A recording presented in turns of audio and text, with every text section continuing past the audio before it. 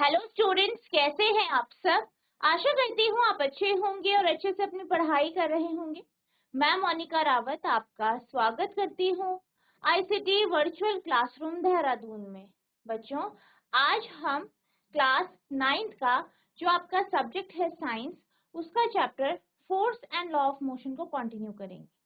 पिछले लेक्चर में हमने ये देखा था कि मास यानी द्रव्यमान और इनर्शिया यानी जड़त्व आपस में किस तरीके से रिलेटेड है, किस तरीके से संबंधित है।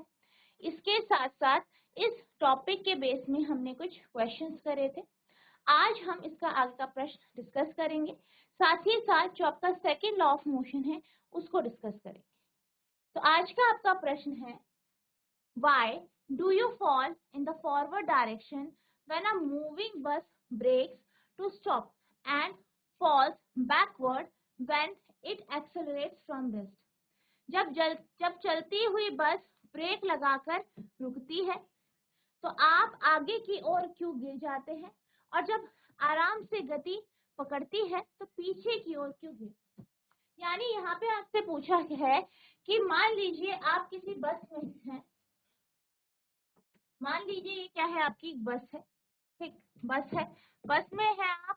यहाँ पे आप कहीं खड़े हो रखे हैं, मान लीजिए यहाँ पे आप खड़े हैं, और जैसे ही क्या होता है, आपकी जो बस है, ठीक है, बस जो है आगे की ओर जाती है या आगे की ओर चलती है तो क्या होता है, तो आपको जो है धक्का किधर की तरफ लगता है। जब ये आगे की ओर जाती है यानी रुक के चलने लगती है तो आपको पीछे की ओर धक्का लगता है। वहीं जब ये चलते हुए रुकती है तो आप आगे की ओर आपको धक्का लगता है। ठीक है, ये यहाँ पे कहा गया है। अब ऐसा क्यों होता है, जैसे कि हमने जब हम चैप्टर पढ़ रहे थे तो हमने क्या देखा था कि जो है हर एक बॉडी, हर एक वस्तु की एक टेंडेंसी है, एक गुण है, जिसके कारण वो अपनी गति की अवस्था में परिवर्तन को रोकता है। यानी वस्तु अगर गतिमान जैसे रुकी है, फिर उसकी क्या हो रही, गति की अवस्था में परिवर्तन आ रहा है, यानी उस वो अब चलना शुरू कर रही है, तो बॉडी क्या करती है, वस्तु क्या करती है, उसका प्रतिरोध करती है। ठीक, तो यहाँ पर भी यही होता है। जब गाड़ी पहले रुकी है, आप गाड़ी में खड़े हैं, फिर क्या हुआ, आपकी जो गाड़ी है वो चलने लगी, बस चलने लगी, तो क्या हुआ, बस आ गई मोशन में। अब बस मोशन में आई, गति में आई, तो हमारा शरीर भी आएगा। लेकिन क्या होता है, जो है हमारा शरीर रेजिस्ट करता है इसको। कैसे, हमारे जो शरीर का निचला हिस्सा है जो कि फ्लोर के कांटेक्ट में है, जो फर्श के कांटेक्ट में होता है, ठीक है, फर्श है उसके कांटेक्ट में जो हमारा नीचे का हिस्सा यानी जो हमारे पैर है वो है, तो क्या हुआ, बस चलने लगी तो हमारे पैर भी मूव करने लग जाते। लेकिन हमारा जो बॉडी का ऊपरी भाग है यानी ऊपरी हिस्सा जो है वो इसको रेजिस्ट करता है, इनर्शिया के कारण इसका प्रतिरोध करता है, जिस कारण क्या होता है, हमारा शरीर पीछे की ओर जो है पीछे की ओर मुड़ता है या पीछे की ओर हो जाता है। ठीक है, पीछे की ओर हमारा शरीर हो जाता है या पीछे की ओर हमें झटका लगता है। वहीं जब बस चल रही होती है तो बस गतिमान है, तो हमारे पैर जो है फर्श के ऊपर है तो वो भी गतिमान है। ठीक है, हमारा पूरा शरीर गतिमान होता है। लेकिन जैसे ही बस रुकती है तो क्या होता है, बस ने क्या किया, अपनी गति की अवस्था में परिवर्तन किया। इस कारण हमारे जो पैर हैं, हमारे जो फीट हैं वो भी क्या होते हैं, वो रुक जाते हैं, हमारे पैर भी रुकते हैं। लेकिन हमारा जो शरीर का ऊपरी हिस्सा है वो जो है इनर्शिया के कारण, जड़त्व के कारण क्या करता है, उसका प्रतिरोध करता है, यानी गति का प्रतिरोध करता है, जिस कारण क्या होता है, हमारे शरीर को आगे की तरफ झटका लगता है। तो जो यहाँ पे हमें से पूछा गया है कि जब भी आप किसी गाड़ी में होते हो, जब वो चल रही होती है तो रुक जाती है तो आप आगे की तरफ आप जो है आपको झटका लगता है, आगे की तरफ आप जो है गिरते हो, या जब जो है आपकी जो है बस रुकी है वो चलने लगती है तो आप पीछे की तरफ गिरते हो। तो इसका कारण क्या है, इनर्शिया यानी जड़। ठीक है, तो इस बात का आपको ध्यान रखना है। अब हम आंसर की बात कर लेते हैं। आंसर कैसे लिखेंगे, when a moving bus brakes to stop, यानी जब गतिमान बस जो है वो रुकती है तो क्या होता है, when the bus is moving our body is in motion, यानी जब क्या हो रहा है, जब बस गतिमान है तो हमारा शरीर भी क्या होता है, गतिमान होता है, हमारा शरीर भी मोशन में होता है। But due to sudden brake, लेकिन क्या होता है, जब एकदम ब्रेक लगते हैं, एकदम से सडन ब्रेक लगते हैं, the lower part of our body comes to rest as soon as the bus stop. तो हमारे शरीर का जो निचला भाग है, लोअर पार्ट है, वो क्या होता है, जैसे ही बस रुकती है वो भी रुक जाता है, ठीक। But the upper part of the body continue to be in motion, लेकिन हमारे शरीर का ऊपरी भाग यानी ऊपरी हिस्सा जो है वो लगातार गति में रहना चाहता है। And hence we fall in forward direction due to inertia of motion. इसलिए हम जो इनर्शिया है, जड़त्व है, उसके कारण हम आगे की तरफ गिर जाते हैं। चलती बस में ब्रेक लगने पर रुकना, जब बस चलती है तो हमारा शरीर भी गति में होता है, लेकिन अचानक ब्रेक लगने के कारण बस रुकते ही हमारे शरीर का निचला हिस्सा रुक जाता है, लेकिन हमारे शरीर का ऊपरी हिस्सा गति में रहता है और इसलिए गति की जड़ता के कारण हम आगे की दिशा में गिरते हैं। तो ये आपका पहले पॉइंट का आंसर हुआ। अब हम दूसरे पॉइंट की बात करते हैं। When the bus accelerates from rest, we fall backward. यानी जब क्या होता है, जब बस क्या करती है, विराम अवस्था से चलना शुरू होती है, विराम अवस्था से चलना शुरू होती है तो क्या होता है, हम पीछे की तरफ गिरते हैं, ठीक है, हम पीछे की ओर गिरते हैं। When the bus is stationary, our body is at rest. यानी जब बस रुकी है तो हमारा जो शरीर है वो विराम अवस्था में होता है। But when the bus accelerates, the lower part of the body being in contact with the floor of the bus comes into motion. लेकिन क्या होता है, जैसे ही बस एक्सेलरेट करती है, चलना शुरू होती है, तो हमारे शरीर का जो निचला हिस्सा है जो कि फर्श के कांटेक्ट में है, फर्श के संपर्क में है, वो भी बस के साथ गति में आता है। But the upper part of the body remains at rest, लेकिन हमारे शरीर का जो ऊपरी हिस्सा है, ऊपर का भाग है, वो विराम अवस्था में रहता है due to inertia of rest. और ये किसके कारण होता है, ये इनर्शिया ऑफ रेस्ट के कारण होता है, गति की जड़ता के कारण होता है। Hence we fall in back direction, इसलिए हम बैकवर्ड डायरेक्शन में या पीछे की तरफ गिरते हैं।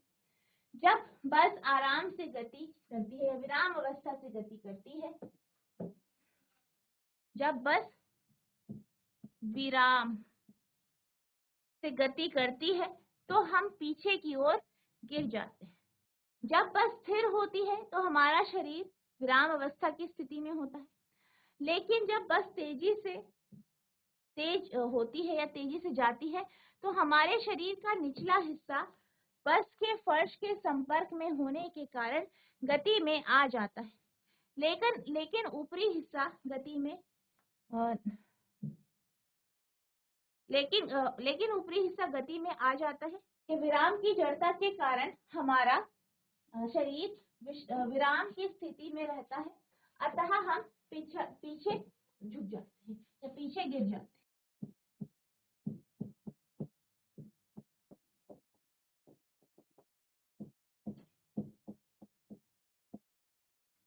ठीक है, तो ऐसा आपका यहाँ पे होता है, ठीक, इसे आप नोट करेंगे।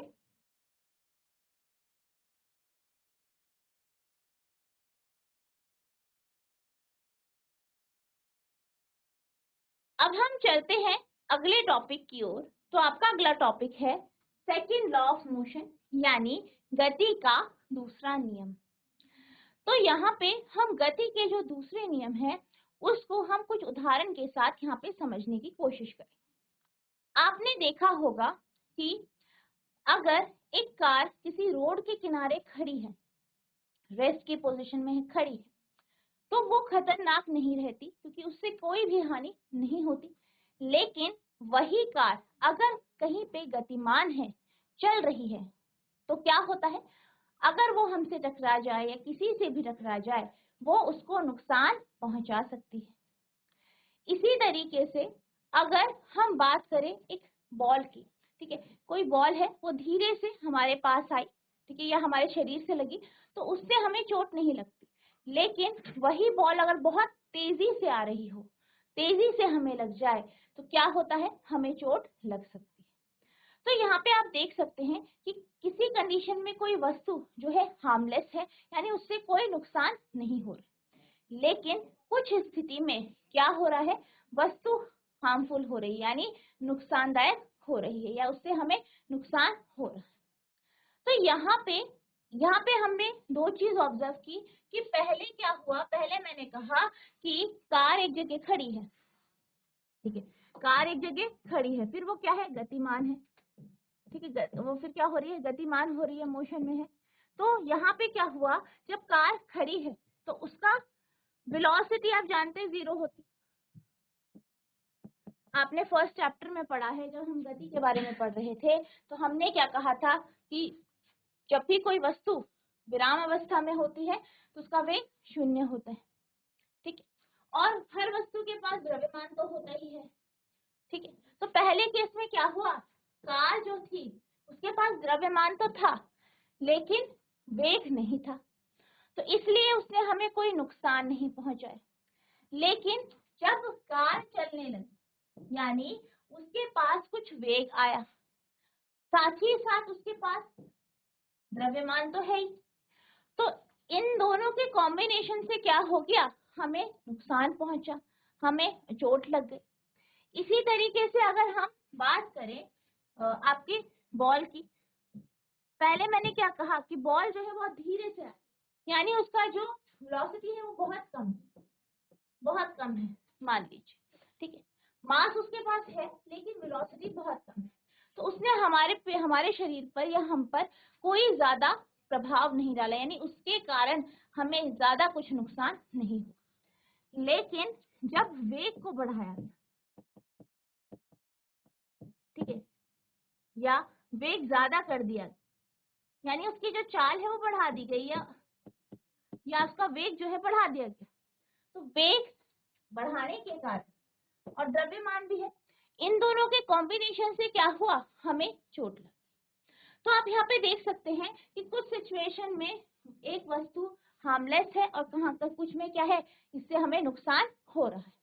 तो यहाँ पे हमें ये देखने को मिल रहा है कि मास, द्रव्यमान और वेग के कॉम्बिनेशन के कारण क्या हो रहा है, कुछ इफेक्ट यहाँ पे हमें देखने को मिल रहे हैं जो कि बेहद ज्यादा है, किससे, जब वेग नहीं है उससे, ठीक है। इसी तरीके से यहाँ पे आप कुछ और उदाहरण देख सकते हैं, जैसे कि let us recount some observation, कुछ ऑब्जर्वेशन है जो हम रोजमर्रा में देखते हैं, जैसे कि from our everyday life during the game of table tennis, यानी जब हम क्या कर रहे होते हैं, टेबल टेनिस का गेम खेल रहे होते हैं, खेल खेल रहे होते हैं। If the ball hits a player, अगर क्या होता है, अगर जो बॉल है, जो गेंद है, वो प्लेयर को हिट कर, यानी प्लेयर पे वो लग जाए, इट डज नॉट हर्ट, यहाँ पे वो बॉल जो है उस प्लेयर को हर्ट नहीं करती, यानी उसको कोई नुकसान नहीं पहुंचाती है, उसको कोई चोट नहीं लगती है। On the other hand, when a fast moving cricket ball hits a spectator, it may hurt. वहीं क्या कहा गया है कि एक क्रिकेट बॉल है जो कि बहुत तेजी से आ रही है, वो अगर किसी भी जो स्पेक्टेटर है, कोई भी व्यक्ति है, उस पे लग जाए, तो वो उसे क्या कर देती है, उसको चोट लगा देती है। तो यहाँ पे आप देख सकते हैं टेबल टेनिस के गेम में जो बॉल की वेलोसिटी है वो काफी कम होती है, तब उस कारण क्या होता है, अगर वो किसी भी प्लेयर या किसी खिलाड़ी को हिट कर दे, उसको लग जाए, तो क्या होता है, प्लेयर को कोई नुकसान नहीं होता। लेकिन अगर क्रिकेट बॉल की बात की जाए, तो क्रिकेट बॉल बहुत तेजी से जाती है, उसके वेग बहुत ज्यादा होता है, और ये क्रिकेट बॉल जब किसी व्यक्ति पे लगती है तो उसको क्या कर देती है, हर्ट कर देती है, यानी उसको चोट लगा देती है। A truck at rest does not require any attention, यानी अगर कोई ट्रक विराम अवस्था में है और उसे क्या किया गया है, when parked along a road side, यानी उसे किसी सड़क के किनारे खड़ा कर दिया गया है। जो है ट्रक है उसे किसी जो है सड़क के किनारे खड़ा कर दिया गया है, तो वहां पे हमें उसको कुछ ध्यान देने की जरूरत नहीं पड़ती है क्योंकि उससे कोई नुकसान नहीं होता। But a moving truck even at speed as low as 5 meter per second may kill a person standing on its path। वहीं अगर एक ट्रक है जो कैसा है, गतिमान है, भले ही उसकी जो वेग है, उसकी जो चाल है वो बहुत कम है, लेकिन वो एक व्यक्ति को मार सकता है या उसको नुकसान पहुंचा सकता है। A small mass such as bullet may kill a person when fired from a gun। अब इसी तरीके से अगर हम बुलेट की बात करें तो बुलेट क्या होती है, बहुत छोटी सी होती है, उसका मास भी बहुत कम है, लेकिन जब उसे हम गन से फायर करते हैं, किसी बंदूक से उसे फायर करते हैं, तो क्या होता है, वो व्यक्ति को मार सकती है। These observations suggest that the impact produced by the object depends upon mass and velocity। तो यहाँ पे इतनी जितनी भी हमने ऑब्जर्वेशन देखी, तो यहाँ पे हमने देखा कि जो भी इम्पैक्ट यहाँ पे प्रोड्यूस हुआ है, जो भी प्रभाव यहाँ पे हुआ है, वो किसके ऊपर निर्भर कर रहा है, वो वस्तु के द्रव्यमान और उसके वेग के ऊपर निर्भर कर रहा है, यानी दोनों चीजों के ऊपर निर्भर कर रहा है। ठीक है, यहाँ पे हमने क्या देखा, छोटी सी गोली है, उसे बहुत तेजी से वेग में जो है गन के माध्यम से जो फायर किया गया, तो क्या हो, वो छोटी सी गोली जबकि मास बहुत कम, लेकिन वो किसी व्यक्ति को नुकसान पहुंचा सकती है। इसी तरीके से ट्रक की बात करें, ट्रक जब रुकी है, ट्रक का मास कैसा है, बहुत ज्यादा है, बहुत भारी है ट्रक, लेकिन वो कहीं पे विराम अवस्था में, वेग नहीं है उस पर, तो वो कोई नुकसान नहीं पहुंचा रही। लेकिन वही ट्रक जब कम स्पीड में भी चले तो वो नुकसान पहुंचा सकती है। इसी तरीके से बॉल की बात की जाए, कोई बॉल बहुत धीरे से चल रही है तो वो नुकसान नहीं पहुंचाती, लेकिन वही बॉल अगर तेजी से जा रही है या उसका वेग अधिक है तो वो नुकसान पहुंचा रही है। तो यहाँ पे जितने भी इम्पैक्ट है उसमें मास और वेलोसिटी दोनों का प्रभाव पड़ रहा है। आइए हम अपने रोजमर्रा के जीवन से कुछ अवलोकनों को याद करें। टेबल टेनिस के खेल के दौरान अगर गेंद किसी खिलाड़ी से टकराती है तो वह चोटिल नहीं होता।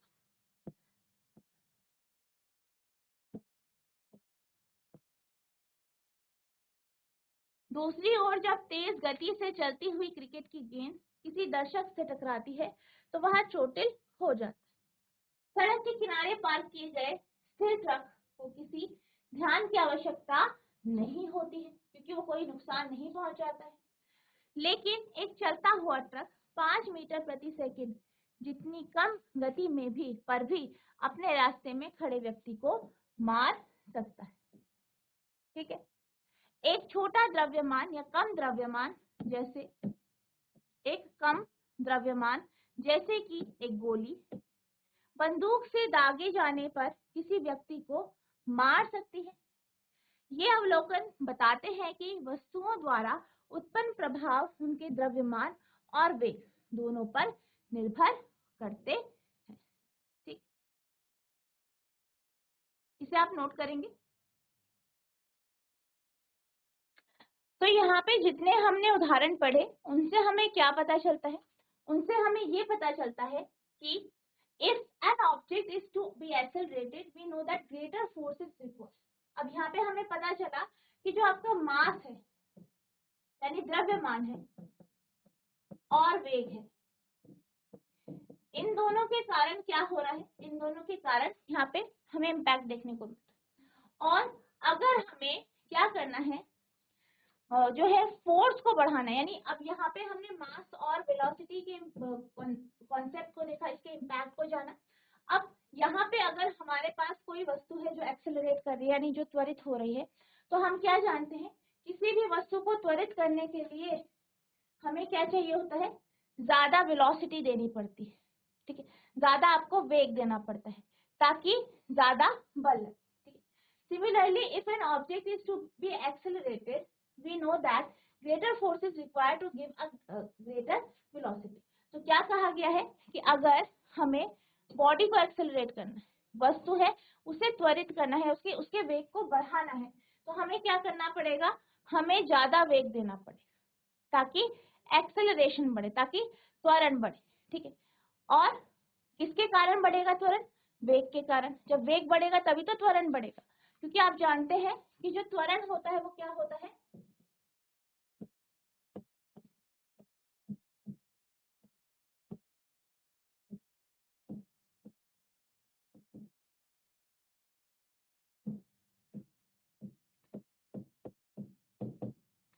त्वरण का फॉर्मूला क्या होता है आपका, dv/dt, या हम कह सकते हैं वेग में परिवर्तन। जब वेग में परिवर्तन होता है तभी त्वरण होता है, और ये कब आता है, ये फोर्स यानी बल के कारण यहाँ पे आता है। ठीक है, तो similarly if an object is to be accelerated we know that greater force is required to give a greater velocity. यानी अगर हमें किसी भी वस्तु को एक्सेलरेट करना है, त्वरित करना है, तो हमें क्या करना पड़ेगा, हमें ज्यादा बल की आवश्यकता होगी ताकि वेग में परिवर्तन ज्यादा किया जा सके। आप ये जानते हैं कि जब भी आप, जैसे मान लीजिए कोई बॉल है, ठीक है, बॉल चल रही है, आपको क्या करना है, उसे एक्सेलरेट करना है, उसको जो है उसके वेग को बढ़ाना है, तो आप क्या करेंगे, उस पर बल लगाएं, पीछे से उस पर धक्का देंगे, उसे बल लगाएं। बल लगाने के कारण क्या होगा, उसका वेग बढ़ेगा, वेग बढ़ेगा यानी क्या होगा, वेग में परिवर्तन आ रहा है, तो वेग में परिवर्तन आएगा तो क्या होगा, वस्तु एक्सेलरेट होगी यानी त्वरित होगी। In other words, there appears to exist some quantity of importance that combines mass and velocity. तो यहाँ पे हम जितने भी हमने उदाहरण देखे, इनसे हम ये समझ सकते हैं कि कुछ ऐसी क्वांटिटी होती है, कुछ ऐसी राशियां होती हैं जो जिसमें द्रव्यमान और वेग दोनों को कंबाइन किया जाता है, या दोनों कंबाइंड होती है। ठीक है, और जो हमें यहाँ पे दिखती है। One such property is called momentum. ऐसी ही आपकी एक प्रॉपर्टी है, गुण है, जिसे हम मोमेंटम कहते हैं, यानी मोमेंटम यानी संवेग कहते हैं, जिसको न्यूटन ने इंट्रोड्यूस किया।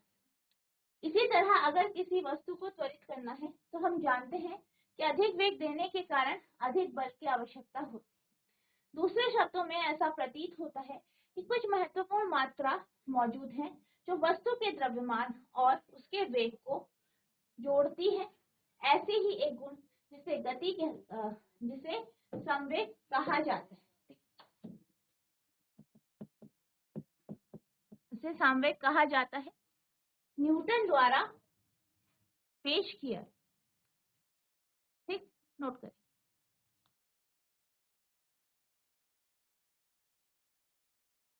अब हम बात करेंगे मोमेंटम की। मोमेंटम क्या होता है, मोमेंटम यानी संवेग, इसको आप P से डिनोट करते हैं, P से रिप्रेजेंट करते हैं, और बेसिकली ये क्या है, ये जो है द्रव्यमान और वेग का गुणनफल है, यानी product of mass and velocity. तो आपको ध्यान रखना है संवेग क्या है, संवेग जो है या Vp जो है वो प्रोडक्ट होता है द्रव्यमान और वेग का। अगर हम P की बात करें तो ये क्या है, आपकी वेक्टर क्वांटिटी है,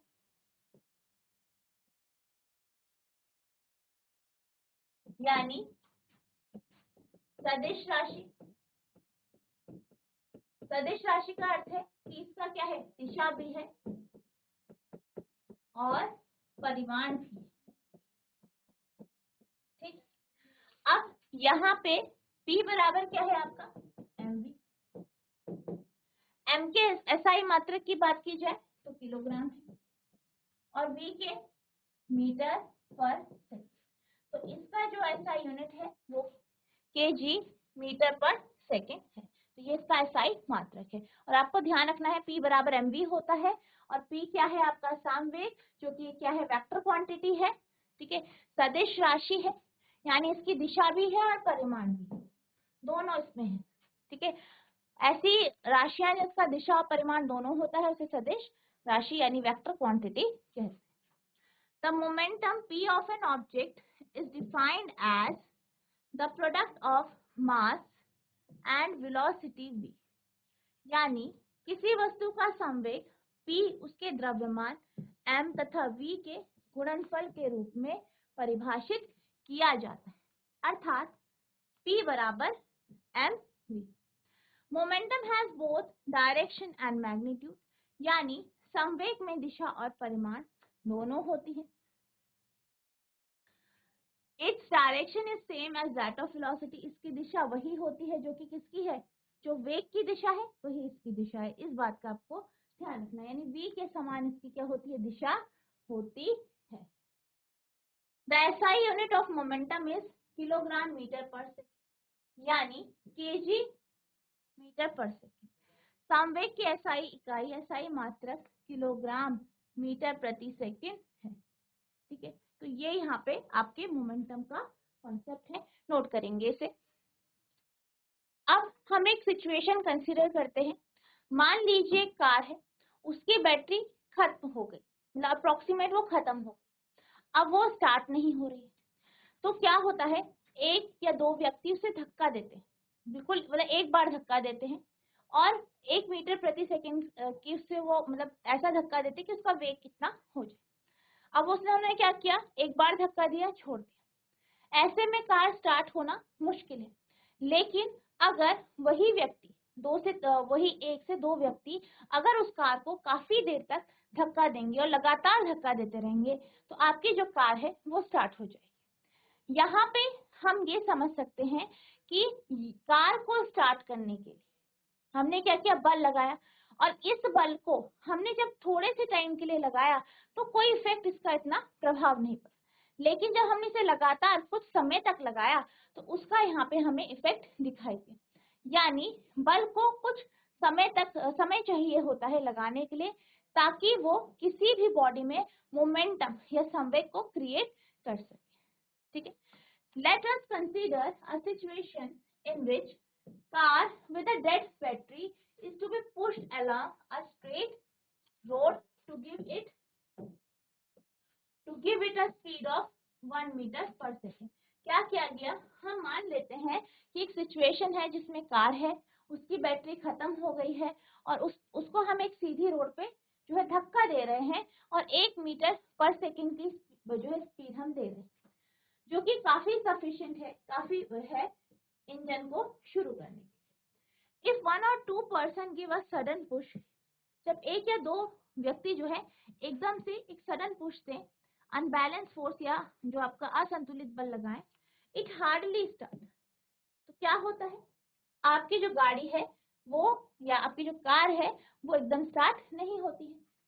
but a continuous push over some time, लेकिन जब लगातार कुछ समय तक यहाँ पे धक्का दिया जाता है तो क्या होता है, in a gradual acceleration of car to this speed, लगातार दिया जाता है ताकि कार इस स्पीड तक यानी 1 मीटर प्रति सेकंड की स्पीड में चले। It means the change of momentum of the car is not only determined by the magnitude of force but also by the time duration which the force exert. तो यहाँ पे ये कहा गया है कि जब भी हम जो है संवेग में परिवर्तन की बात करते हैं तो यहाँ पर ये सिर्फ बल से ही डिटरमाइन नहीं होता कि बल कितना लगाया गया है उससे ही पता नहीं चलता, लेकिन जो है टाइम भी जरूरी है, कितने टाइम तक बल लगाया।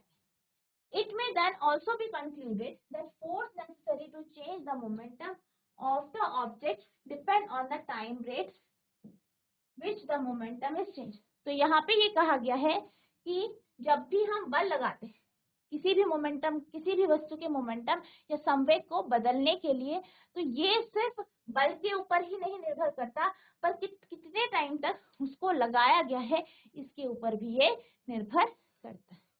ठीक है, तो ये आपके मोमेंटम का कॉन्सेप्ट है। यहाँ पे हम बात करेंगे कि किस तरीके से फोर्स यानी बल और मोमेंटम एक दूसरे से रिलेटेड है। ठीक है, तो ये जो टॉपिक है इसे हम नेक्स्ट लेक्चर में कंटिन्यू करेंगे।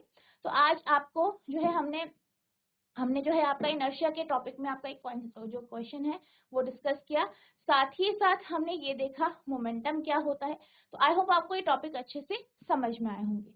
नेक्स्ट लेक्चर में हम यहाँ पे जो है सेकेंड लॉ को और जो है आगे का जो टॉपिक है सेकेंड लॉ ऑफ मोशन में उसको हम डिटेल में डिस्कस करेंगे और जो आपके सेकेंड लॉ ऑफ मोशन है उसका स्टेटमेंट भी यहाँ पे पढ़ेंगे। तो सब चीज़ हम नेक्स्ट लेक्चर में करेंगे। तो जितना जो आपको पढ़ाया गया है इसको आपको रिवाइज करना है। अगर आपको कोई भी डाउट होगा तो नेक्स्ट लेक्चर में आप पूछ सकते हैं। तो बच्चों आज के लिए बस इतना ही, मिलते हैं हम नेक्स्ट सेशन में। तब तक के लिए thank you and have a nice day.